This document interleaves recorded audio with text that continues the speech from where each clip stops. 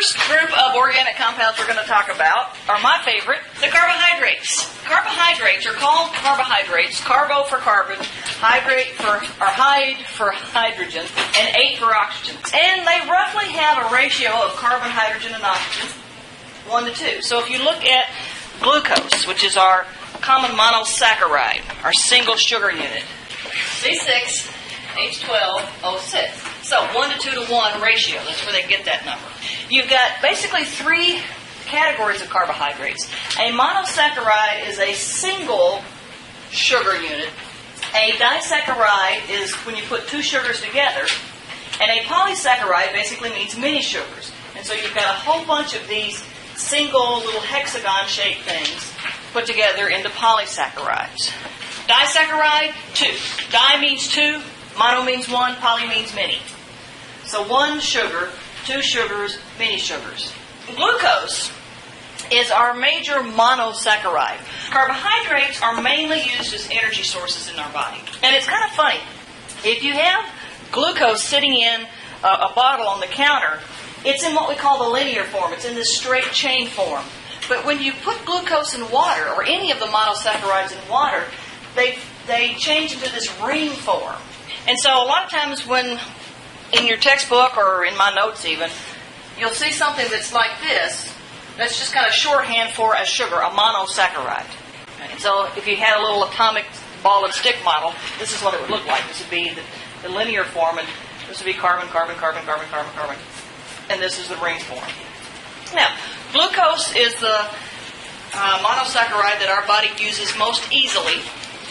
There are other examples of monosaccharides. Galactose and fructose. And so you can see structurally they're a little bit different. But they're molecular formulas. They're all 3 of these are C6H12O6. They all have 6 carbons, 12 hydrogens, and 6 oxygens. But the way those atoms are put together in the 3-dimensional structure is different. We call those isomers. Compounds that have the same chemical formula, but a different structural formula, are called isomers. All right, so these are very common monosaccharides. Glucose, galactose, and fructose. Don't get isomers confused with isotopes. Remember, isotopes are different forms of an atom that have different numbers of what? Neutrons. Now, if you take a couple of monosaccharides and put them together, you get a disaccharide. In fact, that's one example of a dehydration synthesis. You take a couple of monosaccharides, here's glucose and fructose. You rip out water, and now you have a covalent bond here, and that's sucrose, table sugar. So table sugar is a disaccharide. Now, what happens in our body is we do the opposite. We eat the sugar and we hydrolyze it. We break it down into glucose and fructose. The way we do it in the body is we use an enzyme called sucrase to break down sucrose. So, sucrose is made out of glucose and fructose. Lactose is made out of glucose and galactose. Cows make lactose, milk sugar, right? No. This is my favorite. This is my favorite disaccharide, maltose. Maltose is made out of 2 glucoses. So, when we ingest anything that has a disaccharide in it, polysaccharides is when you basically take a lot of monosaccharides and put them together to make a large molecule. Animal cells, and that's what we are. When we store glucose, we basically put a bunch of these glucoses together into a molecule, a big molecule called glycogen. So we do make glycogen. So when our cells take a whole bunch of glucose molecules and we link them all together covalently, we make this big molecule called glycogen. And then what happens is, if we're not eating anything that has glucose in it, and we've got glycogen stored, then our body takes the glycogen and breaks it back down into glucose. So our body can do both. Our body can take extra glucose that we have and store it as glycogen. And then if we need glucose, it breaks the glycogen down and releases the glucose molecules. When you take glucose and make glycogen, that is called glycogenesis. You are generating, you are making, you are producing glycogen.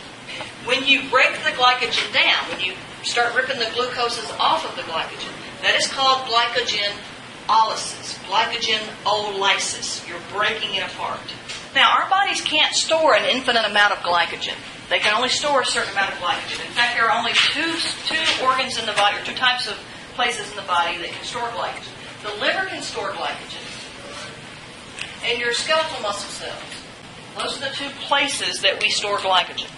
And you can only store so much. I mean, your liver's got a whole lot of other stuff it needs to do besides be a glycogen storehouse. But it does store some glycogen. And your skeletal muscle cells store glycogen because what happens is when they start contracting, they're going to start using up their ATP, and then they'll break the glycogen down to release the glucose. And then they'll use the glucose to make more ATP. So that's why skeletal muscle cells store the glycogen. So animal cells, like our cells, make glycogen out of glucose. Make that polysaccharide. Plants make either starch or cellulose. Cornstarch, potato starch. The starch in bread comes from wheat. The starch in pasta comes from wheat. All those starchy foods that you eat are made from plants. So when plants store energy, they store it as starch. Plant cells, unlike our cells, have cell walls. So here, if you draw a cell membrane, then a plant has a cell wall outside of that. That cell wall is made out of cellulose. That is a polysaccharide. They use starch for energy. They make cellulose as a part of their cell walls. The reason a tree, the wood of a tree, that's cellulose. When you eat celery and those stupid strings come off of it, that's cellulose. Our cells, we can digest glycogen to get glucose.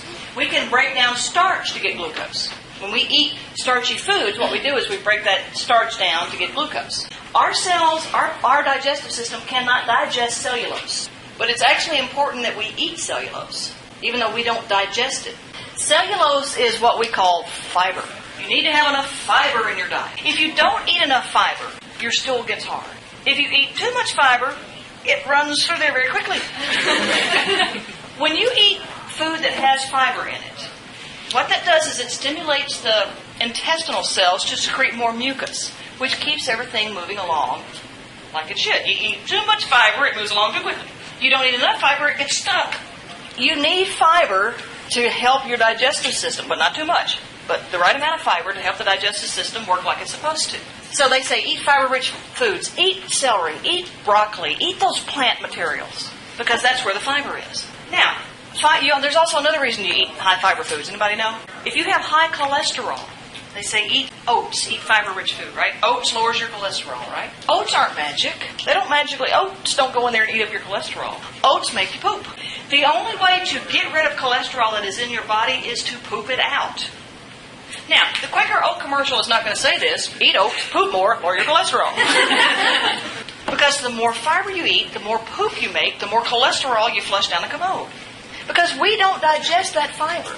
Polysaccharides that we can metabolize, glycogen and starch. The basic difference between starch and glycogen, well, besides the fact that animals make glycogen, plants make starch. Starch doesn't have any branches. Glycogen is a very branched molecule. So that's basically the structural difference between glycogen and starch. Glycogen is how animal cells store glucose. Starch is how plant cells store glucose. And we can break both of those down to make glucose. Cellulose, the bond here is a little bit different. We're not going to go into why. But basically the enzymes that we have, our digestive enzymes that can break down glycogen and starch, won't fit on here. And so we can't digest this. Bacteria can, we can't. Animal cells can. And so it basically just goes right through our digestive system. But what it does is stimulate the mucus production so that the food keeps moving through there like it should.